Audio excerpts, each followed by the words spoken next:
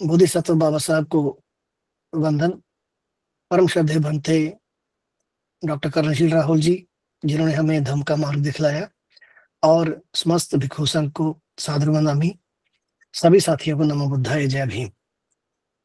साथियों, जैसे कि आज के इस विषय के बारे में आपको हमारे बहुत ही सम्मानित साथी श्रद्धेय डॉक्टर योगेश जी ने बता ही दिया है, तो ये विषय जो है आज का, इसकी जो इम्पोर्टेंस है, इसकी महत्वता है, वो आज भी उतनी ही है जितनी कि आज से लगभग 76 साल पहले थी, जब बाबा साहब ने 25 नवंबर 1949 को अपना ये महत्वपूर्ण अंतिम संदेश, अंतिम भाषण जो संविधान सभा में रखा।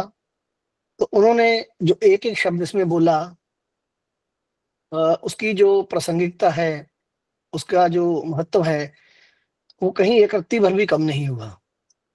तो जब संविधान बनकर तैयार हो गया, जिसको कि पूरे 2 साल 11 महीने और 18 दिन लगे, जो कहा जाता है, वास्तव में ये जो इसका ड्राफ्ट तैयार करना था, बाबा साहब ने तो बहुत पहले कर रखा था, और ये बहुत कम समय में हो गया था। लेकिन उसका एक एक जो आर्टिकल, एक एक जो उस पर बात रखी गई, उसका जवाब 1000 से ज्यादा बार बाबा साहब ने संविधान सभा में खड़े होकर उसका जवाब दिया। तो निश्चित ही जब ये कहा जाता है कि वो भारतीय संविधान के निर्माता हैं, और वो चीफ आर्किटेक्ट हैं मॉडर्न इंडिया के भी, और चीफ आर्किटेक्ट हैं संविधान के भी, तो इस बात में कोई भी दो राय नहीं है। चाहे आज हम देखते हैं सोशल मीडिया पे कि एक अलग तरह से एक ड्राइव जो है बनाई गई है, वो चीज बनाई जाती है विरोधी विरोधी व्यवस्था के द्वारा, क्योंकि वो बर्दाश्त नहीं कर पाते हैं कि कोई व्यक्ति जो ऐसे समुदाय से, जिनको उन्होंने सदियों तक वंचित रखा हो, वो इतना बड़ा काम कर दे कि पूरी दुनिया में सबसे ज्यादा विद्वान व्यक्तियों में एक हो, और वो देश का संविधान भी निर्मित कर दे, और करोड़ों करोड़ों लोगों को मुक्ति का मार्ग दे दे, जिसमें उनके खुद खुद की अपनी बहनाएं माताएं भी हैं, विशेष तौर पे हिंदू महिलाएं, और पूरी के पूरे भारत की 50% महिलाएं जो आधी पॉपुलेशन बन जाती है, उन सभी को ही एक मुक्ति का रास्ता मिलता है, उनको अधिकार मिलते हैं बराबर। और ऐसे अधिकार के जो बाकी देशों में कई सालों के बाद, 100 साल के बाद स्त्रियों को प्राप्त हुए, विशेष तौर पर वोट का अधिकार, तो बाबा साहब ने पहले दिन से संविधान में उसको अ, स्त्रियों के लिए भी प्रोवाइड किया, उसको उनको दिया अधिकार, वो वाला मर्दों के बराबर। तो जब इस सदन की शुरुआत होती है, इस लेक्चर की, तो सबसे पहले जो एक अलादी कृष्णा स्वामी थे और टीटी कृष्णाचारी थे, वो बाबा साहब की तारीफ में बताते हैं कि कैसे बाबा साहब ने इतनी कड़ी मेहनत से दिन रात काम करके इस संविधान को तैयार किया है, और इसकी सारी की सारी लगभग जिम्मेवारी उन्हीं पे रही है, क्योंकि ये बाकी के साथी थे। कुछ लोग जैसे बीमार, अपने बीमारी का बहाना करके, या विदेश जाने का, या एक की तो मृत्यु हो गई, तो इस तरह से वो अलग अलग जो व्यक्ति हैं अपने बहाने लगा के निकल जाते हैं। तो ज्यादा जो काम है, मैक्सिमम काम जो है, वो बाबा साहब पे आ जाता है उसको तैयार करने का। तो वो तारीफ करते हैं। तो बाबा साहब अपनी बात यहाँ से शुरू करते हैं कि जो मेरे साथी अलादी कृष्णा स्वामी हैं और टीटी कृष्णाचारी हैं, उन्होंने इसके बारे में जो कहा है, मैं इस संविधान की जो तारीफें या इसकी जो अच्छाइयाँ हैं, उनको मैं गिनाने में नहीं जाऊंगा। मैं ये बताना चाहूंगा कि बाबा साहब यहाँ पे शुरुआत करते हैं कि कोई भी संविधान चाहे जितना मर्जी भी अच्छा हो, वो अंततः बुरा साबित होगा यदि उसको प्रयोग करने वाले लोग जो हैं वो बुरे हैं। और कोई भी संविधान जो है, वो चाहे जितना मर्जी बुरा है, वो अंततः अच्छा साबित होगा यदि इसको प्रयोग करने वाले लोग जो है अच्छे हैं। तो इस बात से ये साबित होता है कि संविधान महज एक डॉक्यूमेंट है, लेकिन ये किनके हाथों में है, ये बहुत बड़ी एक बात है। ये मैटर करता है कि उन लोगों का जो नैतिक चरित्र है, जो उनकी मानसिकता है, वो कैसी है। तो वो यहाँ पे एक्सप्लेन करते हैं कि संविधान की सफलता केवल उसके स्वरूप पर निर्भर नहीं करती है, बल्कि देश के नागरिकों अ ये जो संविधान है, ये तो लोगों नागरिकों, देश के लोगों को केवल विधायिका, कार्यपालिका और न्यायपालिका का ढांचा प्रदान करता है। लेकिन इसकी जो सफलता है, वो देश के नागरिकों और उनके द्वारा चुनी गई राजनीतिक पार्टियों पर करेगी। वो जो पार्टियाँ हैं, पॉलिटिकल पार्टियाँ हैं, उन्होंने लोगों की जो ज़रूरतें हैं, उनकी जो आकांक्षाएँ हैं, उनको पूरा करना है। इस बात पे निर्भर करेगी कि वे पॉलिटिकल पार्टियाँ कैसे काम करती हैं, जो लोगों की ज़रूरतें हैं या देश के लिए जो चीज़ चाहिए, उस पे वो कैसे काम करते हैं। वो कहते हैं इस वक़्त आज की डेट में भाव 25 नवंबर 1949 को कोई कैसे बता सकता है कि लक्ष्य प्राप्ति के लिए पॉलिटिकल पार्टीज़ जो हैं, वो कौन-सा पथ इख्तियार करेंगी, कौन-सा पथ अपनाएँगी? क्या वे संवैधानिक पथ अपनाएँगी या क्रांतिकारी मार्ग अपनाएँगी? और यदि पॉलिटिकल पार्टियाँ ये सारी ज़िम्मेवारी उनकी फिक्स होगी कि वो कौन-सा पथ लेके चलती हैं और इस बात को एंश्योर करने के लिए कि वो कौन-सा पथ इख्तियार करें, लोगों का कंट्रोल भी अपने वोट के माध्यम से उन पे रहना चाहिए। सो हम जब भी कभी संविधान को अच्छा या बुरा साबित करने की बात करें या हो, तो उन लोगों की, भारतीय नागरिकों की और पॉलिटिकल पार्टियों की ज़िम्मेवारी का जो एक विश्लेषण किए बिना हम ये इस सफलता, संविधान की सफलता या असफलता पे किसी तरह की कोई बहस नहीं कर सकते हैं।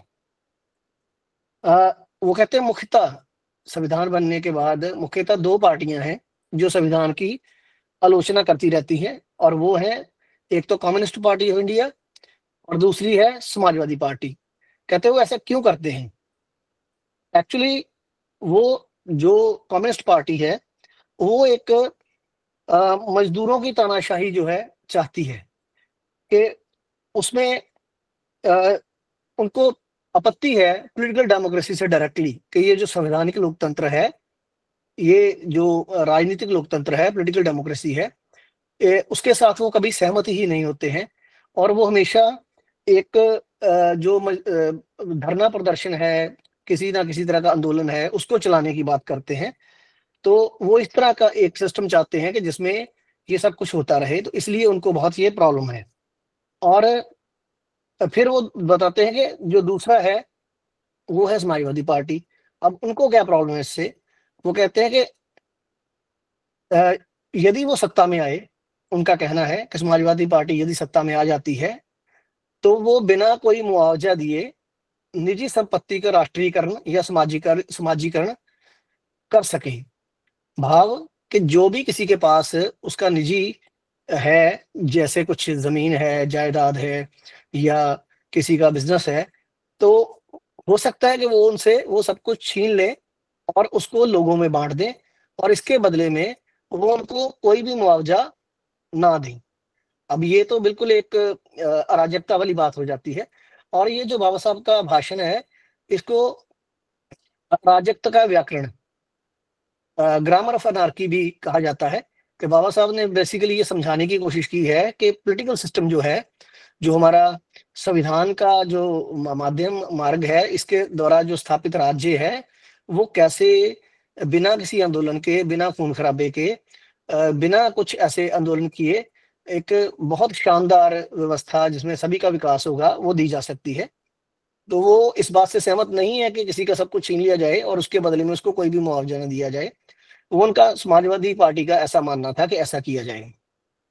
तो दूसरा वो कहते हैं कि दूसरा उनका सोच ये है कि यदि किसी कारण वो सत्ता में ना आए, तो वो संविधान में दिए गए मूलभूत अधिकार जो जो निरपेक्ष और निरंकुश उनको खत्म कर दिया जाए और यहाँ तक कि वो उसके बाद उसकी तुरंत लगातार आलोचना भी करते रहें और राज्यों को उखाड़ फेंकने तक की खुली छूट मिल जाए।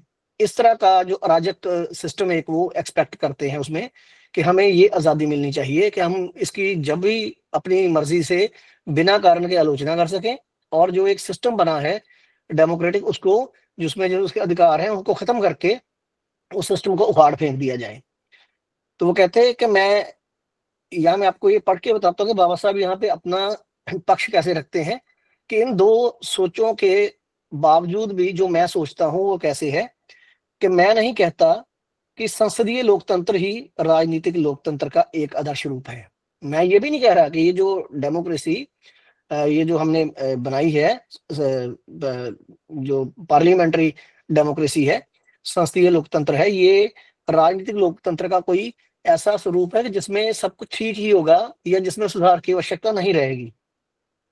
मैं ये नहीं कहता कि निजी संपत्ति के अधिग्रहण के बदले में मुआवजा देना इतना पवित्र सिद्धांत है कि इसे तोड़ा नहीं जा सकता। कि जो वो कहते हैं मुआवजा, बाबा साहब चाहते हैं मुआवजा दिया जाए या इस तरह से कहते हैं, लेकिन ये ऐसा नहीं है कि इस सिद्धांत को भी तोड़ा नहीं जा सकता। कुछ हालात ऐसे हो सकते हैं कि यहाँ छीना भी जा सकता है और दिया भी कुछ ना जाए, ऐसा भी हो सकता है।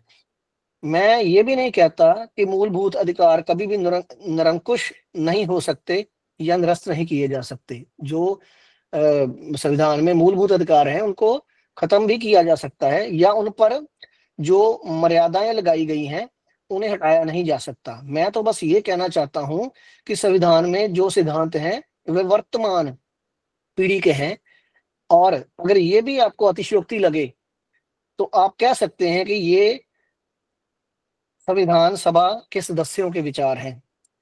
इन्हें संविधान में शामिल करने के लिए ड्राफ्टिंग कमेटी को क्यों दोष दिया जाए, यहाँ तक कि संविधान सभा को भी क्यों दोष दिया जाए।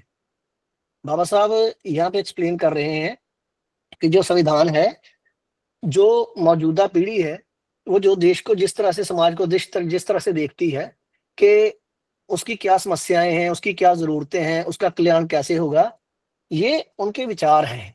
उनके विचारों के आधार पे इस चीज को देखा गया है।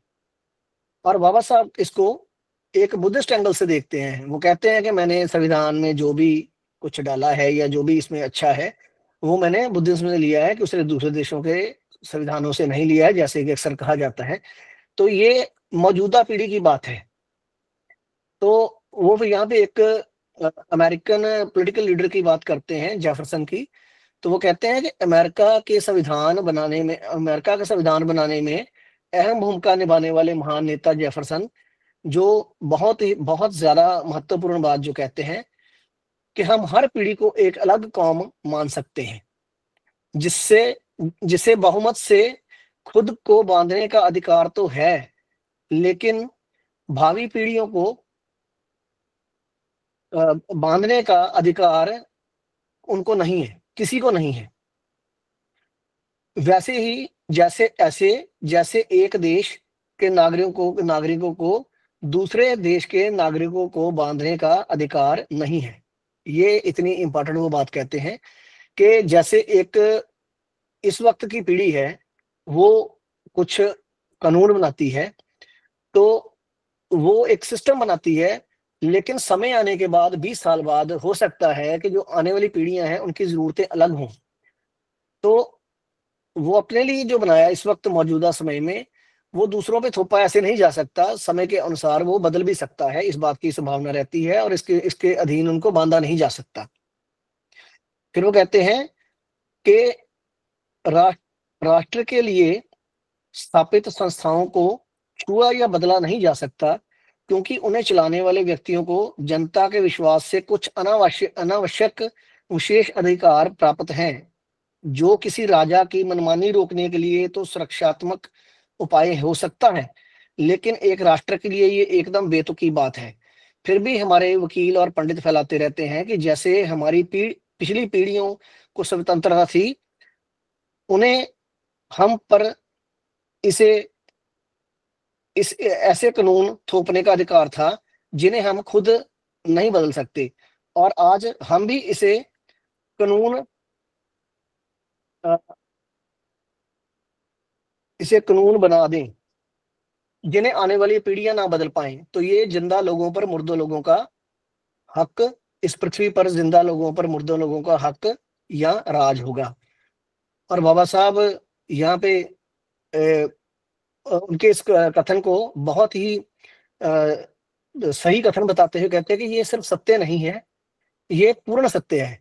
यहाँ कहने का भाव ये है कि जैसे ऐसे हम मानते हैं कि हमारे बड़ों को बहुत स्वतंत्रता थी और उन्होंने कुछ ऐसे कानून बना दिए और हम पे थोप दिए जिससे हम जिनको नहीं चाहते हैं। तो वो कहते हैं कि यदि पिछली पीढ़ियों के बनाए हुए कानूनों को नई पीढ़ियों पे इस तरह पे आने वाली जो भावी पीढ़ी है उन पे थोपा जाएगा, तो ऐसा हो जाएगा कि जैसे मुर्दों का राज इस पृथ्वी पे है और जो मौजूदा जीवित लोग हैं उनके अपने अपने लिए ऐसा कोई उनका अपना राज्य नहीं है, अपनी जो मर्जी का जो उनको चाहिए वो नहीं मिल रहा है, ऐसा यहाँ पे बाबा साहब कहते हैं। और वो कहते हैं कि अब आप उसको ऐसे देखिए कि क्या हमारे संविधान में ऐसा कुछ हुआ है? कि हमारे संविधान में बिल्कुल भी ऐसा कुछ नहीं हुआ है कि हमने किसी पे कुछ थोपा है। हमारे संविधान में समय के अनुसार बदलाव करने का, अमेंडमेंट करने का पूर्ण प्रावधान है और उसे जरूरत के अनुसार जो नए लोग हैं एक दो तिहाई बहुमत से बदल सकते हैं, जबकि ऐसा दूसरे देशों के संविधानों में बिल्कुल नहीं है। और यहाँ पे वो एग्जाम्पल देते हुए कहते हैं कि कनाडा के संविधान में तो ऐसा अमेंडमेंट का ऐसा जो प्रावधान है ही नहीं है इस तरह के किसी भी संशोधन का। और अमेरिका और ऑस्ट्रेलिया के जो संविधान हैं उनमें ये सारा जो इनको संशोधित करने का प्रोसीजर है वो इतना कठिन है, उस पे उन्होंने इतनी ज्यादा शर्तें लगा रखी हैं कि वो लगभग असंभव ही हो जाता है। लेकिन भारत के संविधान में जो कोई भी पीढ़ी है वो दो तिहाई बहुमत प्राप्त करके उस बात में संशोधन कर सकती है। तो वो एक मेजोरिटी इनको पेश करनी होती है कि दो तिहाई मेजोरिटी जो है उसको हम 66% बोल देंगे कि जब भी वो उसके हक में ऐसा जो है मतदान हो जाता है तो उस बात को, उस कानून को बदला जा सकता है। वो कहते हैं मैं इस बात के लिए किसी भी पार्टी को या किसी भी व्यक्ति को चुनौती देता हूं कि वो इस बात को साबित करे कि भारतीय संविधान में ये फैसिलिटी नहीं है। और ये बाकी संविधानों के कंपैरेटिवली सबसे ज्यादा सरल प्रक्रिया है और किसी और देश के पास इतनी सरल प्रक्रिया किसी भी संविधान में नहीं है। यदि है तो वो मुझे बताएं। बाबा साहब इतने कॉन्फिडेंस के साथ यहाँ पे चैलेंज करते हैं।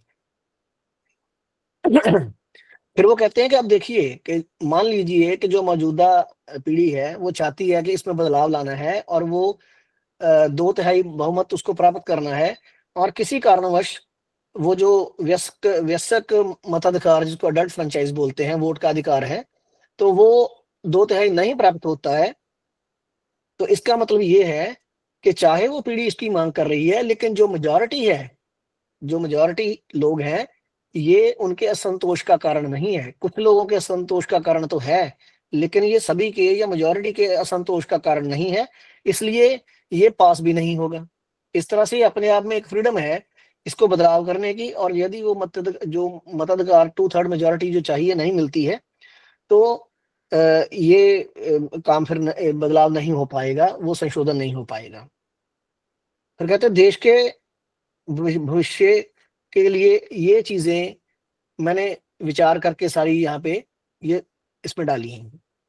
तो जब वो देश के भविष्य की बात करते हैं तो वो कहते हैं कि 26 जनवरी 1950 को भारत एक स्वतंत्र देश बन जाएगा। भारत पहली बार गणराज्य, पहली बार गुलामी के बाद बनेगा। वरना पहले तो भारत में बहुत सारे गणराज थे राजाओं के, और वो जो बुद्धिस्ट राजे थे उनके अपने गण थे, गणराज थे, तब लोकतंत्र था उनका, अपनी तरह की डेमोक्रेसी भारत में थी।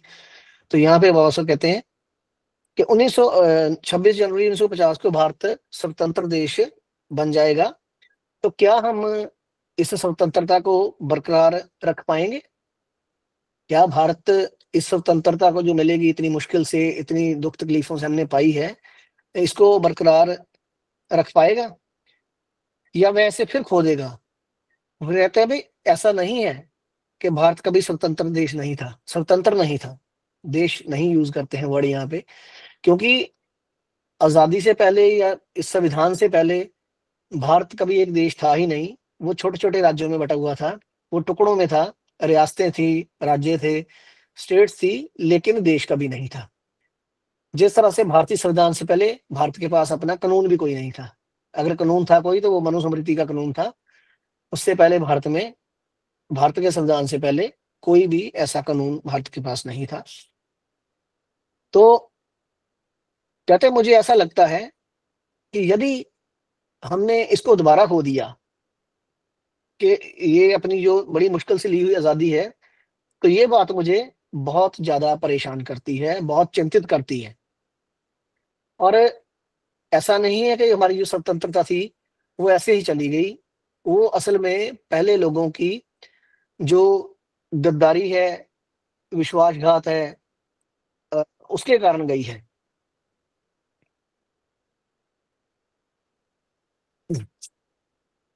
तो वो कहते हैं कि उस वक्त के जो राजा हैं उन्होंने जो अपने लोगों के साथ गद्दारी की, उसकी वजह से ये सारा कुछ अ, जो पुराना जो है सिस्टम जो हमारा आजादी का था वो छिनता गया, हमारे से निकल गया। तो इसके लिए वो कुछ बातें रखते हैं अपनी ऐसी कि जो जो हमें उसके लिए बातों को ध्यान में रखना होगा। तो वो सबसे पहले इसमें एक बहुत ही जो शानदार फिलोसफर पॉलिटिकल इकोनॉमिस्ट हुए हैं, जॉन स्टुअर्ट मिल, ये इंग्लैंड के एक फिलोसफर थे। तो वो कुछ दिशा निर्देश देते हैं इस तरह के कि हमें कभी भी अपनी आजादी जो है किसी भी महान व्यक्ति के चरणों में नहीं डाल देनी चाहिए, चाहे वो व्यक्ति कितना भी महान क्यों ना हो। वो व्यक्ति जब जिस नायक पूजा की बात करते हैं, तो जब वो हम कहते हैं कि अ, उस व्यक्ति को जब हम इतने सारे अधिकार दे देते हैं इसकी वजह से, तो वो जो हमारी इतनी मेहनत से हम एक संस्थाएं बनाते हैं, तो वो उनको नष्ट कर सकता है। इसलिए किसी भी व्यक्ति को अपनी आजादी इस तरीके से हमने नहीं देनी है। फिर वो अ, एक और जो विद्वान पॉलिटिकल लीडर हुए, उनका नाम था डेनियल ओ कॉनल, और ये आयरलैंड के थे। इनके बारे में कहते हैं कि वो कहते हैं कि जो कृतज्ञता के नाम पर हम, कोई भी व्यक्ति जो है ग्रेटिट्यूड के नाम पर अपना जो एक पुरुष है अपना सम्मान किसी को नहीं दे सकता है। एक नारी जो है वो अपनी पवित्रता कभी किसी को नहीं दे सकती है। आजादी जो है इसी के किसी के नायक पूजा पे या कृतज्ञता पे हम किसी देश की आजादी जो है वो उनसे नहीं छीन सकते। तो इसके लिए हमें इस होश में रहना है। और भारत में ये सावधानी किसी भी देश से कहीं उससे ज्यादा इसकी जरूरत है, क्योंकि यहाँ पे अंधभक्ति और नायक पूजा करने वाले लोगों की बहुत बड़ी संख्या है। तो अगर हम मौजूदा संदर्भ में इसको देखें तो ये बाबा साहब के कहे हुए शब्द जो हैं वो कितने इंपॉर्टेंट हैं कि आज हम उस अंधभक्ति को, उस नायक पूजा को, अ, ये जो 26 जनवरी 1950 के बाद ही बात शुरू हो जाती है, लेकिन उसका स्तर जो बढ़ता जाता है और मौजूदा हालातों में जब हम देखते हैं तो हम उसका असर पूरी तरह से देख पा रहे हैं कि उसका हमें कितना खामियाजा भुगतना पड़ रहा है कि पढ़ा लिखा वर्ग भी जो है वो उस बात को जो मुद्दे हैं, जो समस्याएं हैं, जो जरूरतें हैं, उनको ना समझ करके किसी विशेष कारणों के कारण जो उनको शायद लाभान्वित करते हैं, उनके कारण वो ये सारा कुछ किए जा रहे हैं नायक पूजा के नाम पे और अंधभक्ति के नाम पे। और फिर वो कहते हैं कि सिर्फ पॉलिटिकल जो डेमोक्रेसी है वही काम नहीं करेगी। ये इसका एकमात्र संविधान नहीं है, इसका समाधान नहीं है। इसके लिए हमें बहुत जल्द जो सामाजिक और आर्थिक लोकतंत्र में इसको बदलना होगा। यदि हमने इस पॉलिटिकल जो डेमोक्रेसी है इसको अ, सामाजिक और आर्थिक लोकतंत्र में नहीं बदला, तो जो राजनीतिक लोकतंत्र हमें मिला है, उसमें समानता मिली है, वहाँ पे वो भी ज़्यादा देर तक एग्ज़िस्ट नहीं कर पाएगी, रह नहीं पाएगी, खत्म हो जाएगी। फिर वो समझाते हैं कि राजनीतिक लोकतंत्र में अगर सामाजिक लोकतंत्र नहीं, तो वह टिक नहीं सकता। इसके लिए स्वतंत्रता, समानता और बंधुता का आधार होगा। वो ऐसा समझाते हैं। तो इसमें बाबा साहब एक बहुत ही अच्छी जो चीज़ यहाँ पे एक्सप्लेन करते हैं, तो वो है वन वोट वन वैल्यू की, कि वो उसको एस्टैब्लिश करना होगा कि जैसे संविधान लागू हुआ, तो उसके साथ ही अ, जो सभी लोगों को एक वोट का अधिकार मिला, चाहे वो कोई भिखारी है, चाहे वो राजा है, उसको वही बराबरी का वोट है, एक ही वोट है। लेकिन जो one vote one vote one value तो है, लेकिन जो वन वोट की जो उसकी वैल्यू है, जैसे राजा और भिखारी की एक है, लेकिन जो एक वन पर्सन वन वैल्यू है, अ, वो स्थापित करने के लिए जो सामाजिक और आर्थिक जो डेमोक्रेसी है, इक्वालिटी है, उसको स्थापित करना अति आवश्यक है, वरना वो कभी स्थापित नहीं हो पाएगी। तो उसको हम इस तरह से समझते हैं कि यदि एक व्यक्ति फैक्ट्री चलाता है, तो उसके पास 200 मजदूर काम करते हैं। दूसरी तरफ अ, एक किसान है, ज़मींदार है, उसके पास बहुत ज़मीन है, तो उसके पास सैकड़े लोग काम करने के लिए आते हैं और उनकी रोज़ी-रोटी जो है, उस पे आश्रित है। तो वो अ, उसके उस पे निर्भर है। तो यदि जब वोटें आती हैं, तो वो जो फैक्ट्री वाला है या जो वो ज़मींदार है, जिसके पास बहुत ज़मीन है, वो उन सभी को बोलता है कि फलाँ-फलाँ पार्टी को आप वोट डालोगे, तो उनको वो वोट डालना पड़ता है। तो अब जो वन वोट वन वैल्यू तो थी, कि एक वोट है तो उसकी एक ही कीमत है, गिनती एक ही होगी।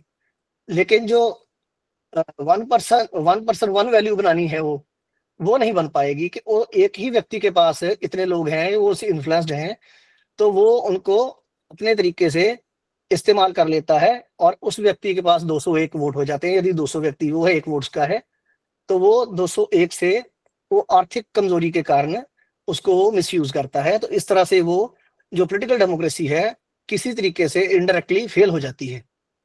तो ये हम देखते हैं कि 1950 से ही ऐसा हो रहा है। तब से ही, क्योंकि उससे पहले की समस्याएँ हैं। उससे पहले से जातिवाद, धर्म के नाम पे उत्पीड़न, जाति के नाम पे उत्पीड़न, तो लोगों के पास, कुछ लोगों के पास बहुत-बहुत ज़्यादा संसाधनों का होना और कुछ लोगों के पास कुछ भी ना होना, ये जो इनइक्वालिटी थी, इसके बारे में बाबा साहब ने हमेशा अपनी जो चिंता है वो दिखाई, उसपे बोले, उसपे भाषण में उसने खुल के बात की कि जब तक ये चीज़ें खत्म नहीं होंगी, भारत में असली वाला लोकतंत्र जो हम चाहते हैं, जो हमने स्थापित किया है, तो ये संवैधानिक और ये जो पॉलिटिकल डेमोक्रेसी है, राजनीतिक लोकतंत्र है, अपने असल रूप में कभी भी स्थापित नहीं हो पाएगा। और जो प्रताड़ित लोग हैं, फिर जब ये एक बहुत बड़ी जो इक्वालिटी जो हमें स्थापित करनी है नहीं हो पाएगी, तो फिर एक आंदोलन शुरू हो जाएँगे, फिर वही खूनी संघर्ष होगा और लोग इसको बिल्कुल, इस जो लोकतंत्र को हमने स्थापित किया है, खत्म कर देंगे। तो ऐसी बात वो कहते हैं। तो फिर कुछ वो समाधान भी ऐसे बताते हैं कि किन कारणों के कारण हमने वो अपनी सारी जो पहली जो डेमोक्रेसी थी, जो बुद्धिज्म के समय में भी थी, या अदरवाइज जो हमने स्वतंत्रता प्राप्त पहले थी, वो कैसे हमने गवाई। तो वो बताते हैं कि अलग-अलग लोगों ने कैसे गद्दारियाँ की, कि जिसके लिए वो इशारा कर रहे हैं कि यदि हमने अब भी अपने में जो अपने अ, इसको स्थापित करने के लिए, जो सामाजिक लोकतंत्र को और आर्थिक लोकतंत्र को स्थापित करने के लिए जाति व्यवस्था को खत्म नहीं किया, तो उस जो स्वतंत्रता, समानता और बंधुता को हम जीवन पद्धति नहीं बनाते हैं, उसको अपने जीवन में शामिल नहीं करते हैं, तो कभी भी वो वाला लोकतंत्र स्थापित नहीं हो पाएगा। तो ये जो तीनों चीजें हैं, जिसे बाबा साहब अपने संविधान की जान मानते हैं, तो इसको स्थापित करने में इनको अलग-अलग करके देखा नहीं जा सकता। ये तीनों ही आपस में जुड़ी हुई हैं, कि यदि अ, वो कहते हैं कि समानता के बिना कुछ लोग जो पूरे सिस्टम पे काबिज हो जाएँगे, और स्वतंत्रता के बिना समानता, व्यक्तिगत पहल और सोच को मार देती है। बंधुता के बिना दोनों जो स्वतंत्रता और समानता है, टिक नहीं सकती हैं। फिर इनको इनको लागू करने के लिए बल का प्रयोग करना पड़ेगा। मीन्स कि जब लोगों में सामाजिक भाईचारा जो है पैदा नहीं होगा, जो अ, अलग-अलग जातियों में बटा हुआ समाज है, वो जो है एक नहीं होगा, और जो आर्थिक इतना बड़ा फासला है, वो खत्म नहीं होगा, तो वो जो लोकतंत्र हम स्थापित करना चाहते हैं, वो नहीं हो पाएगा, और इससे स्वतंत्रता, समानता, बंधुता कभी भी स्थापित नहीं की जा सकती समाज में। इसकी वजह से फिर जब ये सिस्टम फेल होगा, इसको एस्टेब्लिश करने के लिए बल का प्रयोग करना पड़ेगा। और कहते हैं बाकी देशों में, जहाँ पे अमेरिका जैसे देशों में भी इन बातों की समस्या रही है, लेकिन वहाँ पे जो अ, लड़ाई थी वो 2 वर्गों के बीच में थी, अमीर और गरीब के, या गोरे और काले की। लेकिन यहाँ पे तो जो हमारा देश है, वो हज़ारों-हज़ारों जातियों में बँटा हुआ है, और इसमें ग्रेडेड इनइक्वालिटी है, और इसकी वजह से ये एक श्रेणीबद्ध असमानता से प्रताड़ित है, पीड़ित है।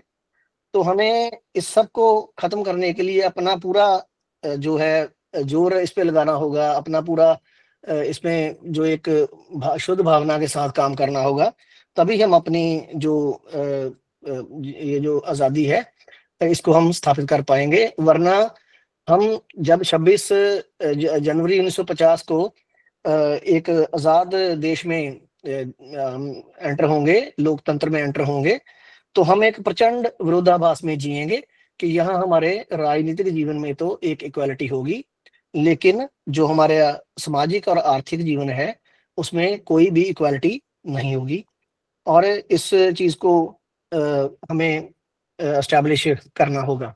इसके साथ ही वो एक अमेरिका के बहुत अच्छे एक जेम्स ब्रिक करके हुए हैं लीडर, तो उनका ज़िक्र करते हैं। तो वो कहते हैं कि अ, वो एक बार वहाँ पे बात चली, कि उन्होंने कहा कि हम अपने लिए एक प्रार्थना शामिल करें छोटी-सी, कि हे प्रभु, हमें हमारे राष्ट्र को शक्ति देना। तो यहाँ पे बाबा साहब एक राष्ट्र बनने की बात करते हैं, कि एक राष्ट्र कैसे निर्मित हो। तो वो कहते हैं कि वो मता उन्होंने पास कर दिया, कानून पास कर दिया, कि ठीक है, ये प्रार्थना शामिल कर लो, कि हे प्रभु, हमारे हमारे राष्ट्र को, अमेरिका को शक्ति दो।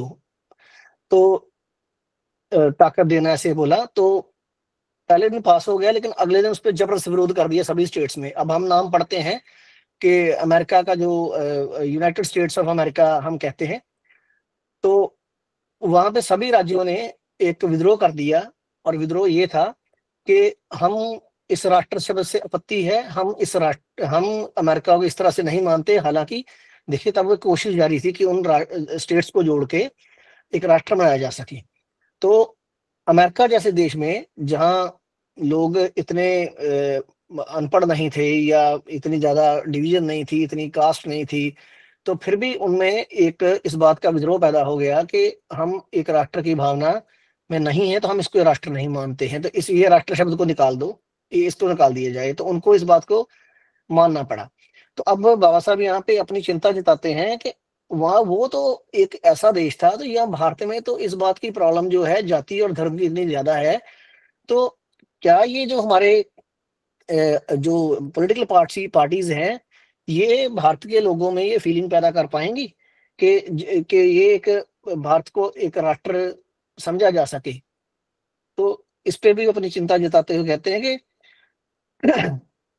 ये जो कास्टिस्ट विभाजन है, ये हमें ये एंटी नेशनल है, ये कभी भी हमें एक नेशन नहीं बनने देगा। बाबा साहब की कोटेशन है कि कास्ट आर एंटी नेशनल। तो इसका भावार्थ बाबा साहब यहाँ पे यही कहते हैं कि हम हजारों जातियों में टूटे हुए लोग ये फीलिंग कैसे पैदा कर लेंगे कि हम एक राष्ट्र हैं। तो हम सामाजिक और आर्थिक रूप से भी एक राष्ट्र नहीं है, हम सिर्फ एक राजनीतिक रूप से राष्ट्र बन रहे हैं। तो हमें बहुत जल्दी बंधुता से, भाईचारे से इस राष्ट्र को पैदा करना होगा। वो भाईचारा पैदा समानता से होता है, उसके लिए पहले समानता स्थापित करनी होगी। ये जाति पाति, ये धर्मों के बैर विरोध ये मिटाने होंगे, और ये सारा काम जो है उस वक्त की जो लोग हैं और पॉलिटिकल पार्टी हैं उनके डिपेंड करता है। तो ये जो विभाजन है जातियों का, ये आपस में बैर पैदा करता है, बंधुता कभी भी इस तरह से स्थापित नहीं हो सकती। तो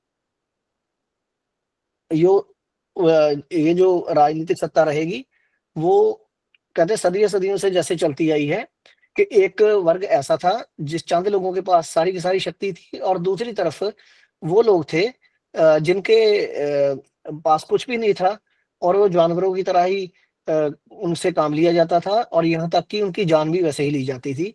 तो उनके पास ऐसा कोई भी अधिकार नहीं था जो उनके हक में जाए। तो यदि अब भी ऐसा चलता रहा, इन्होंने इसमें बदलाव ना किया, तो ये वर्ग युद्ध पैदा होगा इससे। तो इस समानता, बंधुता को स्थापित करना हम सबकी बड़ी जिम्मेवारी है। और अब क्योंकि हम आजाद हो रहे हैं, ये सारी की सारी जिम्मेवारी हम पे आ रही है, हम ही को ही करना है। तो अब ऐसा भी नहीं है कि हम ब्रिटिशर्स को दोष दें कि जी आपकी वजह से हुआ है, अब तो सब कुछ हमने खुद बनाया है। तो इस सिस्टम को एक सही तरीके से चलाने के लिए जो पॉलिटिकल पार्टीज हैं, उनको अपना ये रोल प्ले करना होगा। और कहते हैं मैं इस बात को इस बात इस चीज को स्थापित करने से बड़ी देशभक्ति और कोई भी नहीं समझता कि हमें किस तरह से इन जो पुरानी बीमारियों को दूर करते हुए एक नए राष्ट्र के निर्माण करना है, जिसमें सभी के बराबर की भागीदारी हो और सभी मिलकर इस देश को महान बनाएं। इस बात के लिए बाबा साहब उनको प्रेरित करते हैं इस तरह से। तो मैं अपनी बात को यहाँ पे विराम देता हूँ। बहुत बहुत साधुवाद, आपने मेरी बात को सुना और मुझे बीआरसी ने इस प्लेटफॉर्म पे बात रखने का मौका दिया। धन्यवाद, साधुवाद।